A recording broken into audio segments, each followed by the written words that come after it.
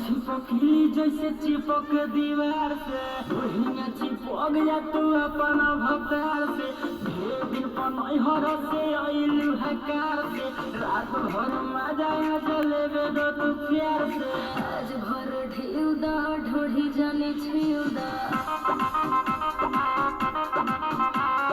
थकल बा मिजाज जाने हो वाला फिउ दा जैसे चिपक दीवार से वही चिपक जा तू अपना भतार से ढेर दिन पनहर से अइलू हकार से रात भर मजा जलेबे दो तू प्यार से आज भर ढेउ दा ढोढ़ी जाने छिउ दा थकल बा मिजाज जाने हो वाला फिउ दा